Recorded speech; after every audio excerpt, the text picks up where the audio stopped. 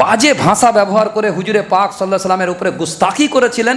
সম্ভবত গালিবান নাম উতাইবা, তিনি এরকম বলেছিলেন এবং হুজুরে পাক সাল্লাল্লাহু আলাইহি সাল্লামকে থুতু ফেলেছেন। দুই কন্যাকে একসাথে একই বৈঠকে তালাক দিয়েছেন।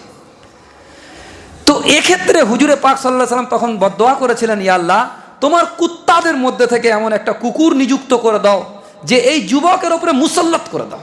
হুজুর বদদোয়া করেছিলেন যে হুজুরে পাক সাল্লাল্লাহু আলাইহি সাল্লামের দরজাতে রাতের অন্ধকারে এরকম কাঁটা নিয়ে এসে বিছিয়ে দিত, যাতে হুজুর সকালবেলায় যখন বের হবে তখন যেন হুজুরের পায়ে সাল্লাল্লাহু আলাইহি সাল্লামের পায়ে কাঁটা বিঁধে যায়। এই জন্য এই কাজটা করতেন তিনি। লোককে ঝগড়া বাঁধিয়ে দিত, এর কথা তাকে বলা, তার কথা ওকে বলা, চগলখোর যেটাকে বলা হয়। এই চগলখুরির একটা তার মেজাজের মধ্যে ছিল, যার মধ্যে অবি ইন্ধন। দুই ছেলে এসে হুজুরের মজমাতে একসাথে দুটো কন্যাকে তালাক দিয়েছে। ভালো কোয়ালিটির একটা কাফের। সেটা কে? সেটা হচ্ছে আবু তালেব কারামাদ্দাহ, অর্থাৎ করিবি রিস্তাদার হওয়ার এতেবারেতে ইমান তো কবুল করেনি, শত্রুতাও করেনি হুজুরে পাক সাল্লাল্লাহু আলাইহি সাল্লামের সাথে, কিন্তু হুজুরকে সাথ দিয়েছে। তো ও কিয়ামতের দিনে জাহান্নামে যাবে যখন স্বামী, তো স্ত্রী ওরকম লাকড়ি বহন করে এসে জাহান্নামের আগুনকে আরো বেশি তেজ করবে, উত্তেজিত করবে।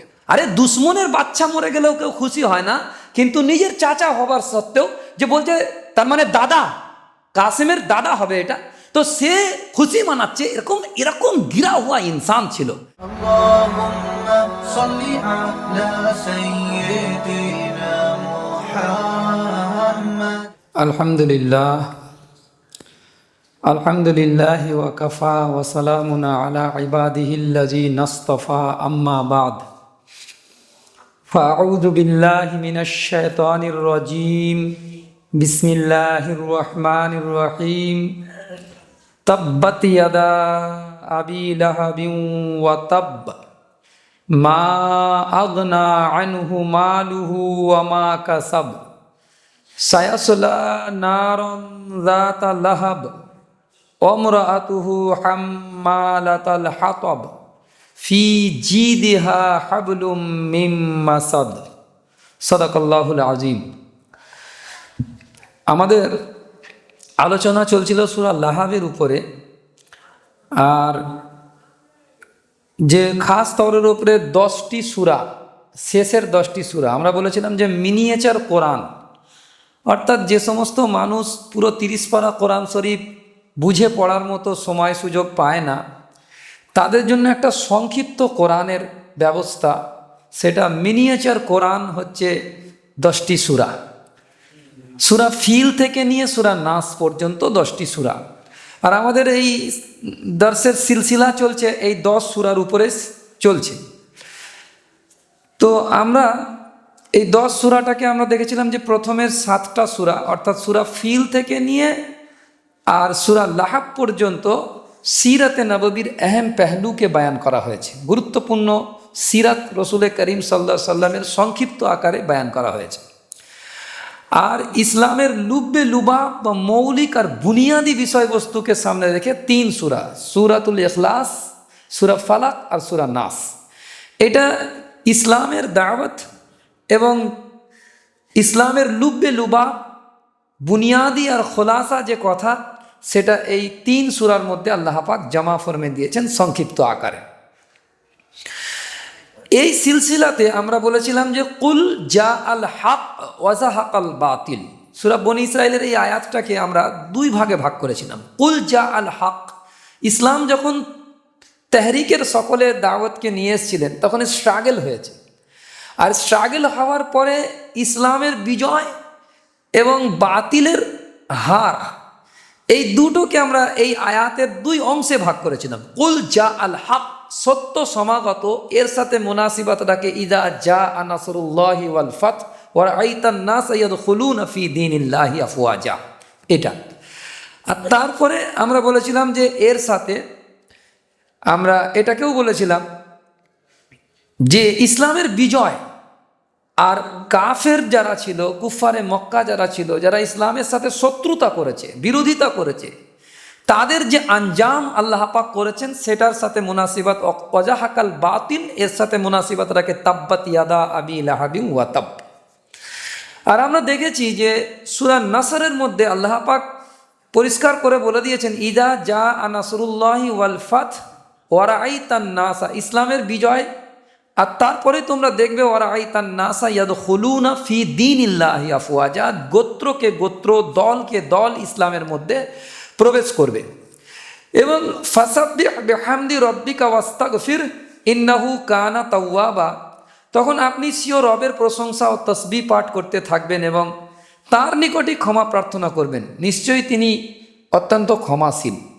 তো এই সূরাতে এইভাবে বলা হয়েছে যে যখন ইসলাম কায়েম বিল ফেল কায়েম হয়ে যাবে এবং ইসলাম বিজয় হয়ে যাবে এবং আল ইয়াউমা আকমালতু লাকুম দীনাকুম ওয়া আতমামতু আলাইকুম নি'মাতি ওয়া রাদিতু লাকুমুল ইসলাম আদ-দীনা, যখন দ্বীনকে মোকাম্মল করে দেবেন আল্লাহ পাক, তখন আল্লাহ পাকের স্মরণের মধ্যে তসবিহ, ফাসাব্বিহ বিহামদি, আল্লাহ পাকের প্রশংসা করো, আল্লাহ পাকের তসবিহ করো, তার মধ্যে তুমি নিজেকে ডুবিয়ে দাও, যেহেতু দিন কায়েম হয়ে গিয়েছে, দিন বিল ফেল কমপ্লিট হয়ে গিয়েছে। তো তখন আপনি আল্লাহ পাকের বেশি বেশি পরিমাণে আল্লাহকে স্মরণ করো, হামদ ও সানা করতে থাকো এবং ইস্তিগফার করতে থাকো। আর এ ব্যাপারে আমরা জানি যে হযরত সাল্লাল্লাহু আলাইহি ওয়াসাল্লামের জিন্দেগিতে কোনো তো ভুল নেই, তাহলে ইস্তিগফার কেন? যেটা সূরা ফাতাহাতে লম্বা চওড়া আলোচনা মুফাসসিরিনরা করেছে, ইন্না ফাতাহনা লাকা ফাতহাম মুবিনা লিয়াগফিরা লাকাল্লাহু মা তাকাদ্দামা মিন জামবিক, এখানে জামবিক শব্দটা এসছে। তো এই জাম্ব থেকে আল্লাহ রাসূল সাল্লাল্লাহু আলাইহি ওয়াসাল্লামকে কেন ইস্তিগফার করতে বলা হচ্ছে, এর উপরে মুফাসসিরিনরা বিভিন্ন আরা দিয়েছেন, বিভিন্ন রায় বয়ান করেছেন। এক নম্বর কথা তো নফসানি খায়সাতের দ্বারা প্রভাবিত হয়ে বা শয়তানি ওয়াসওয়াসাতে প্রভাবিত হয়ে হযরত সাল্লাল্লাহু আলাইহি ওয়াসাল্লাম কোনো গুনাহ করেছেন, এর তো কোনো মুমকিনই নেই, এ তো ভাবাই যাবে না। স্পষ্ট শুনে নেন যে হযরত সাল্লাল্লাহু আলাইহি ওয়াসাল্লাম নফসানি খায়সাত দ্বারা বা শয়তানের ওয়াসওয়াসাতে পড়ে গিয়ে গুনাহ করে ফেলেছেন, এটা তো কল্পনাই করা যায় না। এই অ্যাঙ্গেল থেকে আম্বিয়া আলাইহিমুস সালাতু ওয়াত তাসলিম তানারা সব মাসুম ছিলেন, বেগুনাহ মাসুম ছিলেন। আলবাত্ত ভুল যেটাকে বলা হয় ওটা ইজতিহাদি ভুল। 2 নম্বর পয়েন্ট, ইজতিহাদি ভুল, অর্থাৎ আমরা সহিহ বুখারীতে হাদিস পড়েছি যে হযরত সাল্লাল্লাহু আলাইহি সাল্লাম বলেছেন, যখন কোনো বিষয়ে কেউ ইজতিহাদ করবে আর সেই ইজতিহাদের ফয়সালা যদি সঠিক হয় তাহলে 2টো স্বভাব পাবে, ইজতিহাদের ফয়সালা যদি ভুল হয় তাহলে একটা স্বভাব পাবে। ইজতিহাদের ক্ষেত্রে উভয় ক্ষেত্রে সঠিক হোক চাই বেঠিক হোক, উভয় ক্ষেত্রে স্বভাব থেকে খালি নেই, এটা ভালো করে বুঝবেন। আচ্ছা, ইজতিহাদ কোন মাসলাতে করতে হয় এটাকে একটুকুনি ভালো করে বুঝে নেন। যে ইজতিহাদ করতে হয় যে একই মাসলাতে 2 ধরনের হাদিস মওজুদ আছে। রাসূলুল্লাহ সাল্লাল্লাহু আলাইহি ওয়াসাল্লাম ওই 2 প্রকারের হাদিস থেকে কোনো সিদ্ধান্ত দিয়ে যাননি, এরকম কোনো হাদিস নেই যে 2 হাদিসের মধ্যে কোনটাকে নেওয়া হবে কোনটার উপরে আমল হবে না, এরকম কোনো সিদ্ধান্ত দেওয়া নেই হযরত সাল্লাল্লাহু আলাইহি ওয়াসাল্লাম থেকে। সেক্ষেত্রে আমরা ইজতিহাদ করব, আর কারা করবে? শুধুমাত্র মুজতাহিদিন যারা হবে তারা করবে, মুজতাহিদ যারা হবে তারা ইজতিহাদ করবে, অন্য কারো ইজতিহাদের এখানে দখল নেই। যেমন হযরত সাল্লাল্লাহু আলাইহি ওয়াসাল্লাম থেকে আমিন নামাজের সূরা ফাতিহার পরে জোরে বলাও সাবিত আছে, আইস্তে বলাও সাবিত আছে, কিন্তু হযরত সাল্লাল্লাহু আলাইহি ওয়াসাল্লামের কওল মুবারক দ্বারা এটা কোনো সাবিত নেই যে বলছে যে তোমরা, আমি ওটা প্রথমে বলেছিলাম এটা পরে বলছি, প্রথমে জোরে আমিন বলেছিলাম পরে আমি আইস্তে আমিন বলছি, এরকম স্পষ্ট হুজুরের কওল মুবারক মওজুদ না থাকার কারণে ইজতিহাদের দরজা আছে, তো ইজতিহাদ করবে মানুষ। যেমন কোনো এক যুদ্ধের মওকাতে যখন কাফেরদেরকে ধরে নিয়ে এসেছিলেন, তখন সিদ্ধান্ত হচ্ছে যে কি করা হবে। ওখানে তো কোরআনের স্পষ্ট আয়াত নাজিল হয়নি যে এদেরকে কতল করে দাও বা এদেরকে মুক্তিপণ নিয়ে ছেড়ে দাও। তখন হযরত ওমর রাদিয়াল্লাহু তাআলার ফয়সালা ছিল এদেরকে কতল করে দাও। কিন্তু ফয়সালা কি হলো যে এরা যে জ্ঞান ইলম শিখেছে তাগুলোকে আমাদের লোককে শিখিয়ে দিক, এটাই মুক্তিপণ হিসাবে তাদেরকে ছেড়ে দেওয়া হবে। কিন্তু আল্লাহ পাকের পক্ষ থেকে ফয়সালা ছিল যে কতল করে দাও। যেহেতু ইজতিহাদ করা হয়েছে তাতে ভুল হলেও স্বভাব পাবে। তো ইজতিহাদি খাতা ইনকিলাবে নববীর ক্ষেত্রে যেগুলো হয়েছে, সাথীদের ক্ষেত্রে যেগুলো হয়েছে, নবীজির যদি নিজের জাতি এতেবারে যদি না হয়, তো সেগুলোর জন্য আপনি ইস্তেগফার করুন, সেগুলোর জন্য আপনি ইস্তেগফার করুন। আর ফাবিমার ওই আয়াতকে আবার কোট করাতে চাইছি, ফাবিমা রহমাতিম মিনাল্লাহি লিনতা লাহুম ওয়ালাউ কুনতা ফাদ্দান গালিদাল কলবি লানফাদ্দু মিন হাওলিক ফাআফু আনহুম ওয়াস্তাগফির লাহুম ওয়াশাবিরহুম ফিল আমর। এই আয়াত, যে নবীজি আপনার দিলটাকে তাদের জন্য নরম দিল করে দিয়েছি। যদি আপনি কঠিন হতেন, কর্কশ হতেন, তাহলে লোক আপনার কাছ থেকে ছিটকে পড়ে যেত। আপনার নরম দিল হওয়ার কারণে লোক আপনার সাথে সেঁটে থাকতেছে, জমে থাকতেছে। আর আপনি এই তেহরিককে চালানোর ক্ষেত্রে সাথীদের পক্ষ থেকেও যা কিছু ভুল হয়েছে, এটাকে ভালো করে বোঝেন, পুরো কোট করছি কোরআন শরীফের আয়াত, ফাফু আনহুম ওয়াস্তাগফির লাহুম, তাদেরকে আপনি ক্ষমা করে দেন সাথীদের পক্ষ থেকে। যেহেতু সাথীদেরকে নিয়ে তো করেছেন, নবীজি তো একলা ইনকিলাব করেন।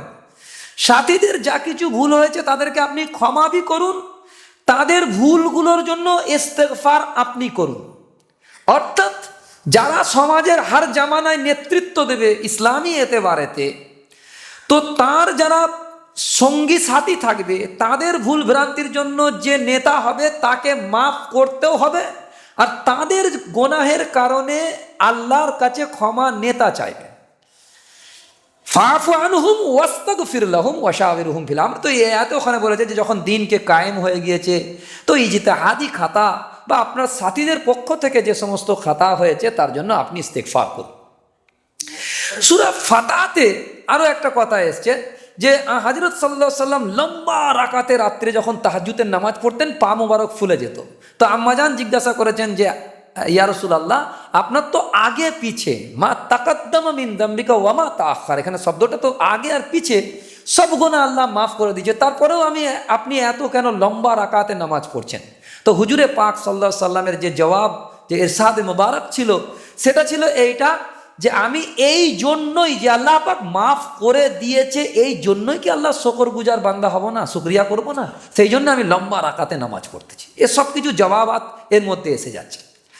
আর আমরা এই দুটো সূরাকে একসাথে ট্র্যালি করে আলোচনা করেছিলাম, আর করতে গিয়ে আমরা এটাও বলেছিলাম যে এই সূরার শানে নজুল কি। সূরা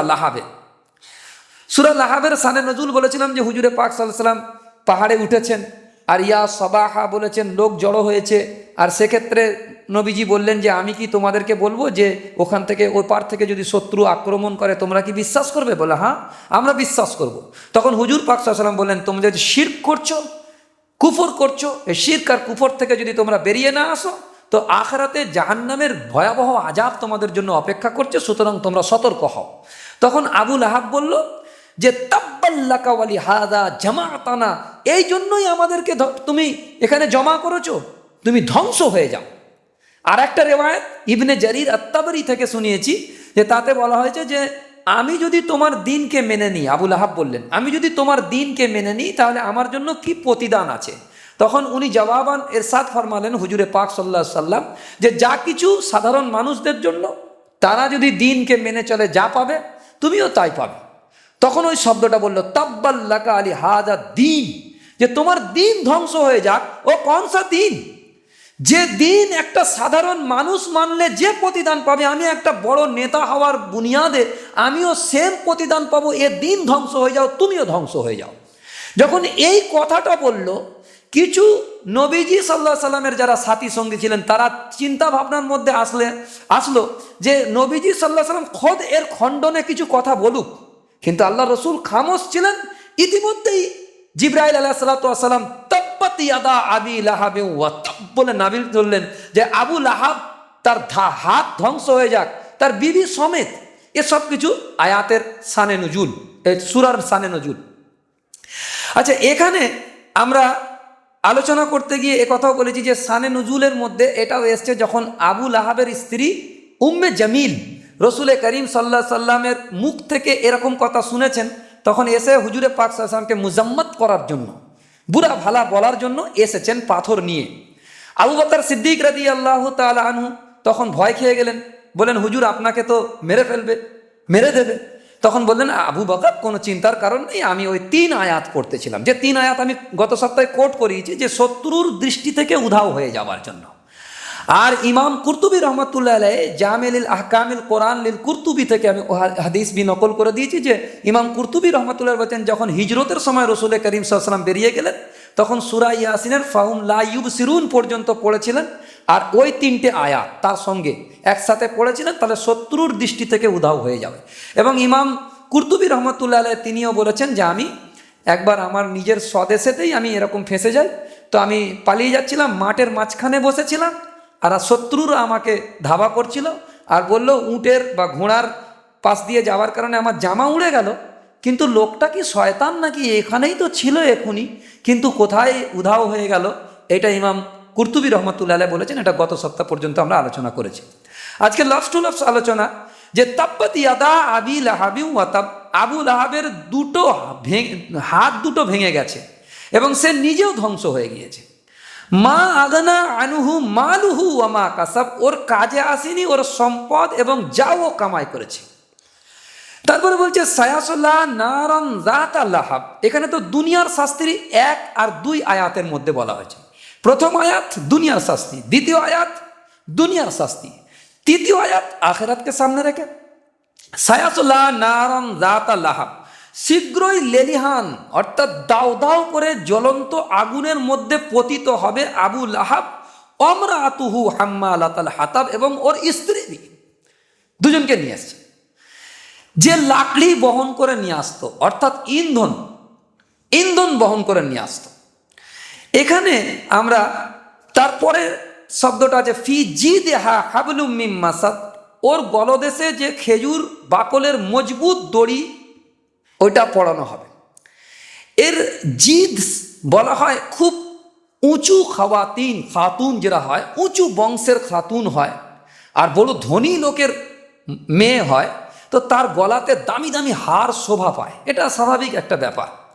তো ঠিক অনুরূপভাবে উম্মে জামিল বংশ এতেবারেতে আর আবু লাহাব বংশের এতেবারেতে আরবের উঁচু ঘরানার একটা ব্যক্তিত্ব ছিলেন। বনু উমাইয়া আর বনু হাসিম এই 2 জায়গা থেকে এসে একত্রিত হয়েছে। বনু উমাইয়া থেকে উম্মে জামিল আর বনু হাসিম থেকে আবু লাহাব, এই দুটো উঁচু ঘরানা, উঁচু পরিবার এবং উঁচু খানদান থেকে এসে দুটো জমা হয়েছে একসাথে। হাসব নাসবের এতেবারেতে অনেক টপ ছিলেন আর দেখতে সুন্দর ছিল, কিন্তু দেখতে সুন্দর হওয়া আর অসুন্দর হওয়া আর হাসব আর নাসবের দিক থেকে বংশ মর্যাদার দিক থেকে উঁচু হওয়া এটা মানুষের এখতিয়ারের মধ্যে নেই, এটা আল্লাহ পাকের পক্ষ থেকে গিভেন। আল্লাহ পাক কাউকে দেন না, এটা ওর নিজস্ব কোনো ক্ষমতা নেই, বরং এখানে হাসব নাসবের থেকে। আর এখানে আরেকটা কথা গৌর ফিকির করার আছে যে এত উঁচু ঘরানা, এত উঁচু খানদান হওয়ার বাবজুদ এবং হযরত সাল্লাল্লাহু আলাইহি সাল্লামের আপন চাচা হওয়ার বাবজুদ জাহান্নামে যেতে হবে তাকে। এটাকে বুঝতে হবে যে আমরা যে হাসব নাসব আর খানদানের যে বড়াই করি, এগুলোকে দেখাই, যাকে দেখতে সুন্দর সে তার সৌন্দর্যের বড়াই করে, এক্ষেত্রে এখানে একটা গড় তলবের কথা আছে যে হাসব নাসব যতই উঁচু হোক, যদি ঈমান না থাকে, যদি নেক আমাল তার সাথে না থাকে, তো যত উঁচুই ঘরানা হোক, ঈমান না থাকলে কাসারাবিম বিকিয়াতি ইয়াহসাবুহুমুয যামআনু মাআন হাত্তা ইযা জাআহু লাম ইয়াজিদহু শাইআ। তো এখানে কোরআন শরীফের মধ্যে বলেছে যে ওগুলোকে, ওর তামাম নেক আমালকে এবং তার যত কিছু ভালো আমাল আছে, ও বালির মতো, সরাবের মতো, যে দূর থেকে দেখতে পায়, যেমন নাকি মরিচিকা দূর থেকে পানির মতো চকচক করতে থাকে, আর পিয়াসা ঘাসাটতে ঘাসাটতে যখন সেখানে গিয়ে পৌঁছে যায়, পিয়াসা আরও বেড়ে যায়, মৃত্যু সেখানে মুনতাজির থাকে আর সেখানে গিয়ে পানি পায় না, এটাই হবে তার। সে মনে করেছিল আমি নেক আমল করেছি, কিন্তু ঈমান না থাকার কারণে হাবা মানসুরা, সবকে সব উড়িয়ে দেওয়া হবে যদি দেখাওয়া হয়, ঈমান না থাকে। তো এখানে ওই সমস্ত কথাগুলোকে নিয়ে এসছে। আচ্ছা, আবু লাহাবের হাত ধ্বংস হয়ে যাক, এই কথাটাকে যে বলা হয়েছে, হাত মানে কি? মুফাসসিরিনরা লিখেছে হাত মানে অর্গান বি হতে পারে, কারণ এই আয়াত নাজিল হওয়ার পরে ইস্তেজা অর্থাৎ তামাশকুর মানে হাসার জন্য, আমরা যে বলি না যে ব্যঙ্গ করার জন্য একটা মজমা সাজায় যে কারোর নামে ব্যঙ্গ করতে হবে, তো আবু লাহাব ওই কথাটা বলার পরে নিজের মজমাতে এসছে আর সব নিজের সব অনুসারীরা আছে আর হাত তুলে বলছে, কই মোহাম্মদ সাল্লাল্লাহু আলাইহি সাল্লাম যে বদদোয়া করেছে আমার হাত ধ্বংস হয়ে যাবে, এখন আমার হাত বরকরার আছে, আমার না হাত টুটেছে না কিছু হয়েছে, কোনো রকমের শরীরে কোনো ক্ষত নেই, আমি তো বরকরার আছি, ঠিক আছি। সুতরাং এটা হাসাচ্ছে মোহাম্মদ সাল্লাল্লাহু আলাইহি সাল্লাম যে বদদোয়া করেছে ও বেকার কা বদদোয়া, এইটা উনি বলছিলেন। এখানে হাত মুরাদ হতে পারে, আর একটা মুরাদ হতে পারে যে তার শক্তি সামর্থ্য, ওই তৎকালীন জামানায় যে শক্তি ছিল, যে নেতৃত্বের দাপট ছিল, এ সমস্ত দাপটের ব্যাপারে আল্লাহ পাকের পেশনগই এসেছে যে সব দাপট বরবাদ হয়ে যাবে। এটা মা আগনা আনহু মালুহু ওয়া মা কাসাব, কাজে আসেনি ওর সম্পদ, মাল ও দৌলত, মাল ও দৌলত কোনো কাজে আসেনি। আল্লাহ পাক বলছে আসবে না, এটা বলতে পারতেন যে পরবর্তীতে আসবে না, না আসেনি। তার মানে কাতঈ দলিল, অকাট্য ওয়াদা আল্লাহ পাকের যে ওর মাল ও দৌলত কোনো কিছুই কাজে আসবে না, ওয়াকাট্য কাতঈ একদম কথা যে কাজে আসেনি। ওই জন্য বলছে মা আগনা আনহু মালুহু ওয়া মা কাসাব, তার মাল কোনো কাজে আসেনি, সম্পদ কোনো কাজে আসেনি। এবং কাসাব, কাসাবটার মানে কি? কাসাবের মানে দুই হতে পারে। মুফাসসিরিনরা লিখেছেন যে একটা হচ্ছে কাসাব হচ্ছে নেকি।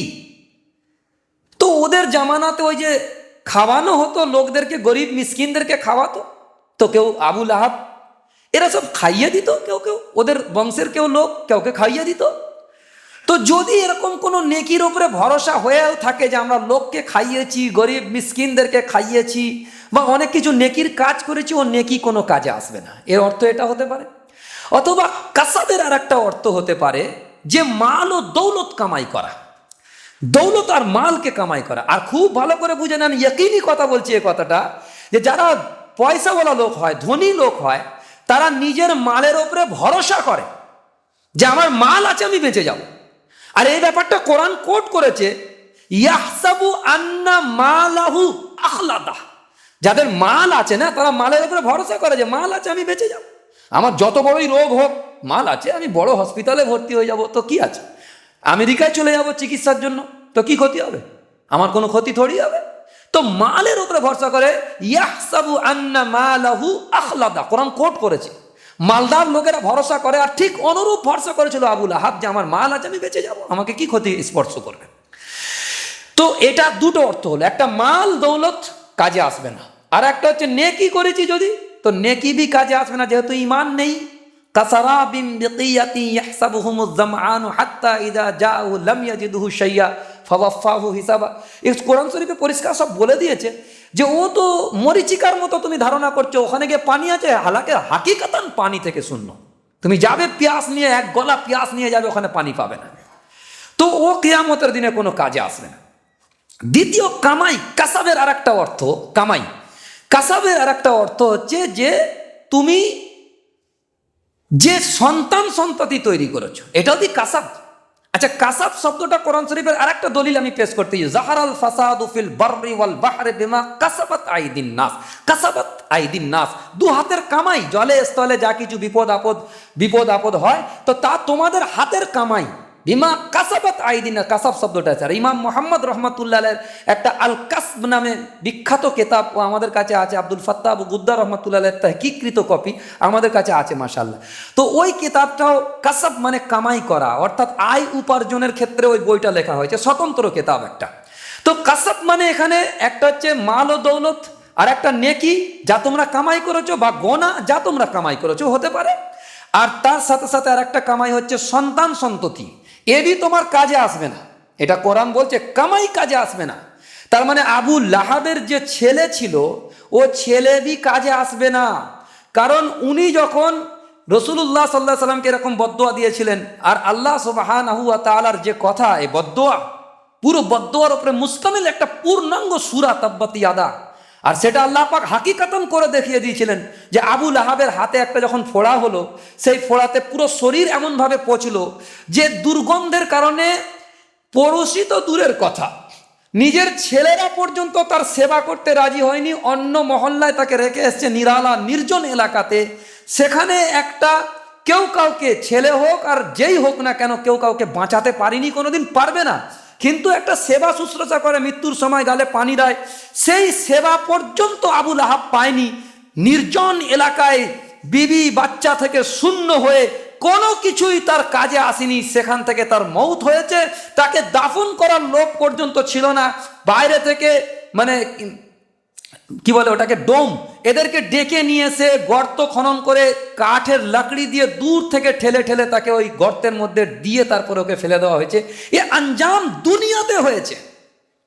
আর একটা কথা, যে হুজুরে পাক সাল্লাল্লাহু আলাইহি সাল্লামের দুই কন্যার সাথে আবু লাহাবের দুই সন্তানের, দুই সাহেবজাদার বিবাহ হয়েছিল। আর তখনকার হিসাবে আমি জানি না তাফসিলি কালাম কেন হয়েছিল, কিভাবে হয়েছিল, যেহেতু তখন শরীয়ত নাজিল হচ্ছিল, পুরো নাজিল হয়নি, বিয়ে হয়েছিল।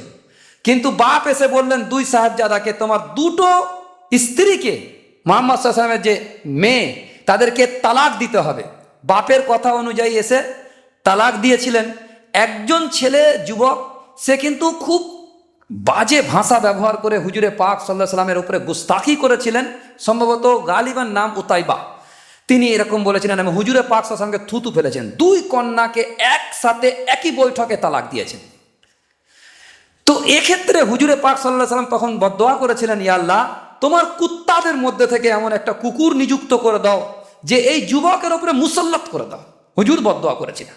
তো মুলকে শামে সম্ভবত সফর হয়েছিল, তো সেখানে রাত কাটাবার ব্যাপার হলো। তো ওখানকার লোকেরা বললো এখানে বাঘ এসে চিড়ে ফেড়ে খেয়ে নেয়। তো রাত্রিরে ওই দোয়াটা, বদদোয়ার কথা মনে পড়েছে বাপের, আবু লাহাবের। তো বলছে আমার ছেলেকে গার্ড দাও সবাই রাত্রিরে। তো রাত্রিরে পুরো উটের ফাসিল করে দিয়েছে, উট চারদিক থেকে, কিন্তু রাতে বাঘ এসেছে আর পুরো উটের ফাসিলকে ফেড়ে ফেড়ে খেয়ে ওখান থেকে বেরিয়ে গিয়েছে। এই আল্লাহ পাকের এক একটা যে কথা, একটা বাস্তবায়িত হচ্ছে পরপর। আবু লাহাবকে এইভাবে দুনিয়ার কোনো মাল ও দৌলত, তার ছেলেও কাজে আসেনি, কেউ কাজে আসেনি। মাল ও দৌলত এবং নেকি কোনো কিছুই কাজে আসবে না। সায়াসুল্লাহ নারান যাতা লাহাবে, তো দুনিয়ার কথা হলে এবারে আখিরাত, শীঘ্রই পতিত হবে জাহান্নামের দাউ দাউ করে জ্বলন্ত আগুনের মধ্যে। আর ওয়ামরাতুহু হাম্মালাতাল হাতাব, সে মাথায় করে যে লাকড়ি বহন করে আনতো, অর্থাৎ ইন্ধন, যেমন দুনিয়াতে সে ইন্ধন বহন করে আনতো। এবং এখানে তাফসিরে ওসমানীতে লেখা হয়েছে যে উম্মে জামিল এত ধনী হওয়া সত্ত্বে, ধনী লোকেরা একটু দয়ার্দ হয়, বড় দিল হয়, কিন্তু এত কৃপণ আর বুজদিলই ছিল যে হুজুরে পাক সাল্লাল্লাহু আলাইহি সাল্লামের দরজাতে রাতের অন্ধকারে এরকম কাঁটা নিয়ে এসে বিছিয়ে দিত, যাতে হুজুর সকালবেলায় যখন বের হবে তখন যেন হুজুরের পায়ে, সাল্লাল্লাহু আলাইহি সাল্লামের পায়ে কাঁটা বিঁধে যায়। এই জন্য এই কাজটা করতেন তিনি। তো ইন্ধন জোগাত। ইন্ধনের আর একটা মানে, যেমন একটা মানে হচ্ছে কাঠ, লাকড়ি বা পেট্রোল দেওয়া হয় আগুনে, তো ইন্ধন, আরও বেশি আগুন জ্বলবে। ঠিক অনুরূপভাবে ইন্ধনের আর একটা মানে, এই ইন্ধনের মানেটা এটা হচ্ছে যে লোককে ঝগড়া বাঁধিয়ে দিত। এর কথা তাকে বলা, তার কথা ওকে বলা, চগলখোর যেটাকে বলা হয়। এই চগলখুরির একটা তার মেজাজের মধ্যে ছিল, যার মধ্যে ওবি ইন্ধন, যে ঝগড়ার ইন্ধন বানিয়ে দিত। আগ লাগাবা, ওটা আগ লাগাবা, আগুন লাগিয়েছে আমার সংসারে, হালাকে ওখানে দেশলাই কাঠি মারেনি, ঝগড়া লাগিয়ে দিয়েছে, আগ লাগিয়ে দাও। তো এটা বি ইন্ধন। এবং এই ইন্ধনটা আখিরাতে গিয়ে ওই একই সকল এখতিয়ার করবে। স্বামী যখন জাহান্নামে যাবে, কেন স্বামীর ক্ষেত্রে স্ত্রী অনেক সময় ইন্ধন, মানে যে স্ত্রীর সমস্ত ফরমাইশকে পুরো করার জন্য স্বামী জাহান্নামের ইন্ধন বেনে যায়, সেই জন্য হতে পারে। তো ও কিয়ামতের দিনে জাহান্নামে যাবে যখন স্বামী, তো স্ত্রী ওরকম লাকড়ি বহন করে এসে জাহান্নামের আগুনকে আরো বেশি তেজ করবে, উত্তেজিত করবে। এইটা এর অর্থ। আর জিদ বলা হয় বড় দামি, মানে যারা ঘরানার মেয়ে হয় তারা দামি হার পরে, সেই হার যত দামি হবে তত কিয়ামতের দিনে কঠিন থেকে কঠিন শিকল বা বেড়ি এখতিয়ার করবে। ও লোহার তার দিয়ে হবে, অথবা এখানে খেজুর ডাল, দুরকম অর্থ হতে পারে। খেজুরের ছাল দিয়ে শক্ত দড়ি তো গলার মধ্যে পরানো হবে। এ হচ্ছে আয়াতের শাব্দিক তরজমা আমরা আলোচনা করলাম। এবারে চলে আসি কয়েকটা গুরুত্বপূর্ণ কথা, যে আমরা 3 এতেবারেতে আলোচনা করব, যে মুফাসসিরিনরা এটা নোট করেছেন যে আবু লাহাবের উপরে এবং তার স্ত্রীর ব্যাপারে স্বতন্ত্র একটা সূরা আর নাম নিয়ে মুজাম্মাত করা পুরো 30 পারা কোরআন শরীফের নজির নেই। উতবা ইবনে রাবিয়া এরা সব বড় বড় ছিল যারা, তাদেরকেও হাম্মা জিম্মা শাহ ইম বিনামি মান্না ইল্লিল খায়র মুতাদিন আসিম কোরআনে বায়ান করা হয়েছে তাদের ব্যাপারে, কিন্তু নাম নেই। এখানে নাম নিয়ে মোকাম্মল সূরা কেন নাজিল করা হলো? এই কেনর উত্তর হচ্ছে এটা যে হুজুরে পাক সাল্লাল্লাহু আলাইহি সাল্লাম যে ওনার ছেলে যখন কাসিম ইন্তেকাল করলেন, আমার একটা ভুল হয়েছিল যে আমি ইব্রাহিম বলেছিলাম কোনো ক্ষেত্রে আমার তাফসীরের ক্লাসে, ওটা কাসিম, যেহেতু ইব্রাহিম ওনার ছেলে ছিল। কাসিম ইন্তেকাল করার পরে, যেটা যার নামের সাথে হুজুরে পাক সাল্লামের নাম ছিল আবুল কাসিম, তো কাসিম ইন্তেকাল করার পরে তো আবু লাহাব দৌড়েছে খুশিতে, আর গিয়ে নিজের সব সমর্থক লোকেদেরকে বলছে যে খুশি মানাও, আজকে মুহাম্মদ সাল্লাল্লাহু আলাইহি ওয়াসাল্লাম নির্বংশ হয়ে গিয়েছে, আবতার হয়ে গিয়েছে। আরে দুশ্মনের বাচ্চা মরে গেলেও কেউ খুশি হয় না, কিন্তু নিজের চাচা হবার সত্ত্বেও যে বলছে, তার মানে দাদা, কাসিমের দাদা হবে এটা, তো সে খুশি মানাচ্ছে। এরকম গিরা হুয়া ইনসান ছিল, তো খুশি মানাচ্ছে। আর আল্লাহ পাক বলেছেন ইন্না শানিয়াকা হুয়াল আবতার, তার জবাবে বলেছে মুহাম্মদ সাল্লাল্লাহু আলাইহি ওয়াসাল্লাম নির্বংশ হবে না, ওয়া রাফা'না লাকা যিকরাক, আমি আপনার নামকে গোটা দুনিয়ায় ছড়িয়ে দেব, এটা বলা হয়েছে। একটা দিক, দুই ছেলেকে একসাথে তালাক দেওয়া, দুই ছেলে এসে হুজুরের মজমাতে একসাথে দুটো মানে কন্যাকে তালাক দিয়েছে। আর হুজুরে পাক সাল্লাল্লাহু আলাইহি সাল্লামের খুল্লা দুশ্মন যদি কেউ থাকে তো হচ্ছে আবু লাহাব। এই তিন কারণ নোট করেছেন মুফাসসিরিনরা, যে তিন কারণে এ এত আহমিয়াতের হামিল, যে এর জন্য আলাদা বদদুয়ার একটা স্বতন্ত্র সূরা আল্লাহ পাক নাম নিয়ে নাজিল করেছে, এবং স্ত্রী সহ। আমরাতুহু হাম্মালাতাল হাতাব, পরিষ্কার বলে দিয়েছে স্ত্রী সহ এটা। আচ্ছা, এরপরে আমরা আসবো যে চার পায়া হয় না, এই যেরকম টেবিলের চার পায়া, বসে আছি চার পায়া, তক্তপোষের চার পায়া হয়, তো দুই অ্যাঙ্গেল থেকে কোরআন শরীফের চার পায়াকে এই সূরায় এসে মোকাম্মাল করে দিয়েছে।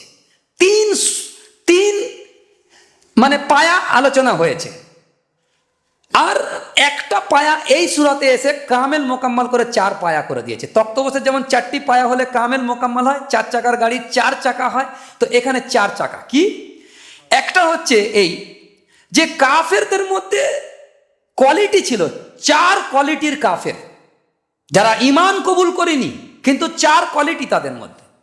সব থেকে টপ কোয়ালিটি, আচ্ছা যদি বলি কাফেরদের কোয়ালিটি আপনারা বুঝবেন না হয়তো, কিন্তু ঈমানদারদের কোয়ালিটি তো বুঝবেন।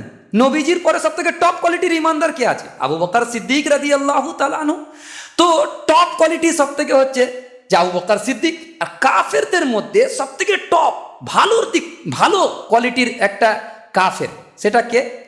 সেটা হচ্ছে আবু তালেব কারামাদ্দাহ, অর্থাৎ করিবি রিস্তাদার হওয়ার এতেবারেতে ঈমান তো কবুল করেনি, শত্রুতাও করেনি হুজুরে পাক সাল্লাল্লাহু আলাইহি ওয়াসাল্লামের সাথে, কিন্তু হুজুরকে সাথ দিয়েছে। কাফের কিন্তু কুফরি হালতে ইন্তেকাল করেছে, কিন্তু হুজুরকে সাথ দিয়েছে, বিরোধিতা করেনি, শত্রুতা করেনি, সাথ দিয়েছে, নিজের জান দিয়ে সাথ দিয়েছে। আর দ্বিতীয় হচ্ছে মুতঈম বিন আদি, নোট করার কথা, মুতঈম বিন আদি ও সরদারানে মক্কার বিরাট বড় নেতৃত্ব দিয়েছেন মুতঈম বিন আদি।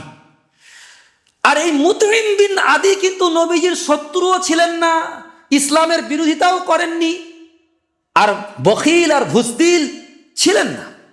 কি করেছিলেন হুজুরের উপকার? হুজুর যখন চলে গিয়েছিলেন তায়েফেতে, তখন এলান হয়ে যায় যে হুজুরের মাতাকে যে নিয়ে আসবে, তো পয়সা দেওয়া হয়।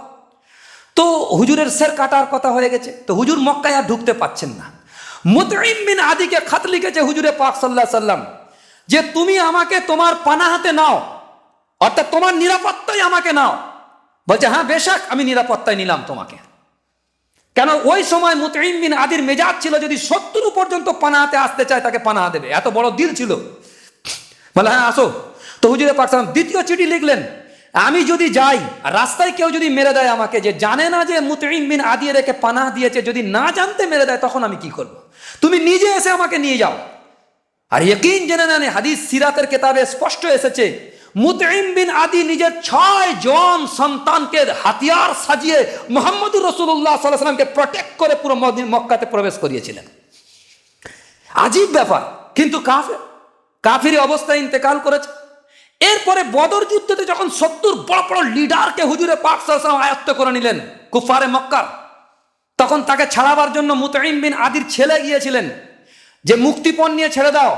হুজুরে পাক সাল্লাল্লাহু আলাইহি ওয়াসাল্লাম জওয়াবানের সাথ ফরমেছিলেন, দেখো যদি তোমার আব্বাজান বেঁচে থাকতেন মুতঈম বিন আদি, আর এদের পক্ষে যখন তারা ছাড়াতে চাইতো, মুক্তিপণের জন্য আসতো, আমাকে সুপারিশ করত, আমি বিনা পয়সায় ফ্রিতে পুরো মুফতে আমি সবকে ছেড়ে দিতাম, আমি কারো কোনো মোতালবা করতাম না। কারণ সেই দিন যে হাতিয়ার সাজিয়ে 6টা ছেলেকে নিয়ে আমাকে যে নিরাপত্তা দিয়েছিল, তার বদলা আমি চুকিয়ে দিতে চাই। এটা মুতঈম বিন আদি। আর ইয়াকিন জেনে নেন, এই দুজন ব্যক্তি কাফের তো ছিলেন, যদি আল্লাহ পাক এদেরকে ঈমান নসিব করতেন, ও আবু বকর সিদ্দিক আর ওসমান রাদিয়াল্লাহু তাআলা আনহুর মতো ঈমানওয়ালা তারা তৈরি হতেন। 3 নম্বরে আবু জেহেল আর Utba ibn Rabia. Abu Jahl, Utba ibn Rabia এরা কিন্তু হিংসুক ছিলেন না, বুজদিলি ছিলেন না, কৃপণবী ছিলেন না, কিন্তু শত্রু ছিলেন হুজুরের, শত্রুতা করেছেন। কিন্তু এরা হুজুরে পাক সাল্লাল্লাহু আলাইহি সাল্লামের সাথে এরকম শত্রুতা করেনি যেমন নাকি আবু লাহাব করেছে, শত্রুতা করেছেন। এরা যদি ঈমান কবুল করত, তাহলে এরা হযরতে হামজা আর হযরতে ওমর রাদিয়াল্লাহু তাআলা মানে লেভেলের ঈমানওয়ালা হতো।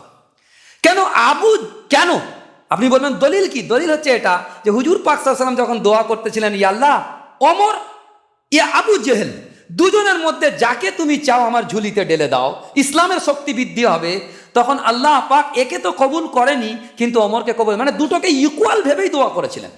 সেই অ্যাঙ্গেল থেকে এদের চরিত্র এরকম ছিল যে বুজদিলি ছিল না।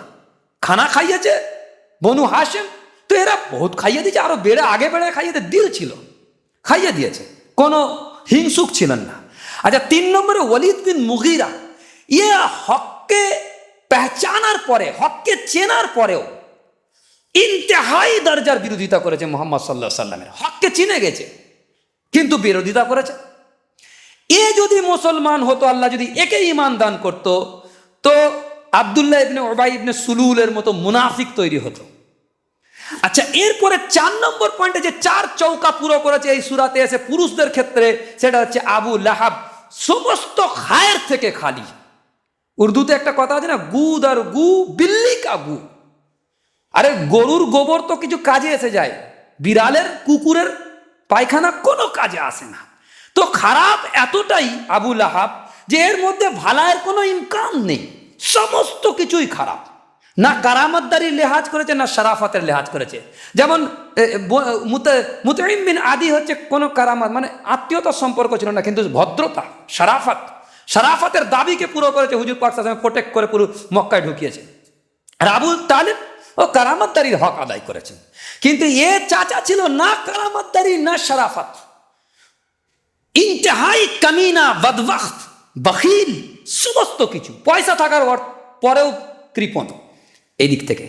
আচ্ছা, মেয়েদের দিক থেকে 4 নম্বর পয়েন্টকে কে পূর্ণ করেছে, আমি এইটা বলে তবে শেষ করবো। আর 2 মিনিট বাকি আছে, কিন্তু আমরা 2 মিনিট এক্সট্রা নিচ্ছি, এটা তাহলে এটা পুরোটা কমপ্লিট হয়ে যাবে। তো সেটা হচ্ছে যে 4 অ্যাঙ্গেল থেকে ফের মেয়েদের দিক থেকে এটা সূরা তাহরিমের মধ্যে এসেছে। দারাবাল্লাহু মাসালাল লিল্লাযিনা কাফারু ইমরাআতা নূহ ওয়া ইমরাআতা লূত। লূত আলাইহিস সালাম আর নূহ আলাইহিস সালামের এত ইন্তেহাই দরজার স্বামী আল্লাহওয়ালা, মানে সব থেকে টপ নবী, যেহেতু ওর থেকে টপ কে হতে, ওনার থেকে টপ কে হতে পারে। তো তানার আন্ডারে যে স্ত্রী ছিল ও কাফের, জাহান্নামী। তারপরে ওয়াদারাবাল্লাহু মাসালাল লিল্লাযিনা আমানু ইমরাআতা ফিরআউন, ঠিক তার উল্টো, স্বামী ইন্তেহাই কাফের, আর বিবি হযরতে আসিয়া আল্লাহ ওয়ালি। তারপরে শব্দ নিয়ে আসছে যে হযরতে মারিয়ামে, মারিয়াম ইবনাতে ইমরান আল্লাতী আহসানাত ফারজাহা ফানাফাখনা ফীহি মির রূহিনা ওয়া সাদ্দাকাত বিকালিমাতি রাব্বিহা ওয়া কুতুবিহি ওয়া কানাত মিনাল কানিতিন। এখানে হযরতে মারিয়ামের কথা নিয়ে এসেছেন যে তার সবকিছুই ভালো, খানদান উঁচু খানদান, জাকারিয়া আলাইহিস সালাতু ওয়াস সালামের কোলেতে লালিত পালিত হয়েছে, পুরো খানদান ভালো। একটা হচ্ছে স্বামী ঈমানওয়ালা, স্ত্রী কাফের, ঠিক তার উল্টো স্ত্রী ঈমানওয়ালা, স্বামী কাফের। ঠিক তার উল্টো হচ্ছে সব দিক থেকে, সমস্ত অ্যাঙ্গেল থেকে নূরুন আলা নূর। আচ্ছা, আর একটা বাকি রয়েছে যে সব দিক থেকে খারাপ, জুলুমাতুন ফাওকা, যে জুলুমাতুন বাদুহা ফাওকা বাদ, অন্ধকারের ওপরে আর একটা অন্ধকার। মানে সমুদ্রের ঢেউকে তুলনা করে সূরা নূরেতে, যে ঢেউ যখন ওঠে তো একটা অন্ধকার ফের একটা অন্ধকারের উপরে চেপে যায়, তো একদম বিটকুতে অন্ধকার, যে তার নিজের হাত নিজে দেখতে পায় না, এত বিদকুটে অন্ধকার। তো এই দুটোকে একসাথে নিয়ে এসে তার স্ত্রী হজরতে কি রসুল করিম সাল্লাহ সাল্লামের যে চাচা ছিলেন কি আবু লাহাব এবং তার স্ত্রীকে দিয়ে এখানে ওই 4 চৌকাকে পুরো করে দিয়েছে। 4 চৌকা পুরো। ওইখানে তো মেয়েদের 3টে বয়ান করেছে। একটা মেয়ে হচ্ছে কাফের, স্বামী নবী, আর একটা মেয়ে হচ্ছে স্বামী কাফের, মানে স্ত্রী খুব দিনদার, আর একটা হচ্ছে পুরোকে পুরো সব দিক থেকে ভালাই, আর হজরতে মারিয়াম। আর তারপরে সব দিক থেকে খারাপ একটা বাকি রয়ে গেছিল, সেটা এসে আল্লাহ পাক এই কোরআনের উসলুবকে এখানে এসে পুরো করে দিয়েছেন। তাব্বাত ইয়াদা আবি লাহাবি ওয়া তাব মা আগনা আনহু মালুহু ওয়া মা কাসাব সায়াসলা নারান যাতা লাহাব আমরাতুহু। তার স্ত্রীকেও এখানে জিকির করে দিয়েছেন আল্লাহ পাক। এখানে 4 চৌকাকে পুরো করে দিয়েছেন আল্লাহ সুবহানাহু ওয়া তাআলা। এই এতেবারেতে আমরা যদি দেখি যে এখানে নূরুন আলা নূর হযরতে মারিয়াম, আর জুলুমাতুন বাদুহা ফাওকা বাদ উম্মে জামিল, এই 4 অ্যাঙ্গেল থেকে বয়ান করা হয়েছে। আর এই আবু লাহাবের এত বদতরিন হুজুরে পাক সাল্লাল্লাহু আলাইহি সাল্লামের সাথে কিরদার থাকার কারণে আল্লাহ পাক স্বতন্ত্র একটা সূরা নাজিল করে তার মুজাম্মাত করে দিয়েছেন আল্লাহ সুবহানাহু ওয়া তাআলা। আগামী সপ্তাহে ইনশাআল্লাহ তাআলা আল্লাহ যদি বাঁচিয়ে রাখে তো সূরা ইখলাস আর তারপরে সূরা ফালাক আর নাস ইনশাআল্লাহ তাআলা আলোচনা হবে। ওয়া আখিরু দাওয়ানা।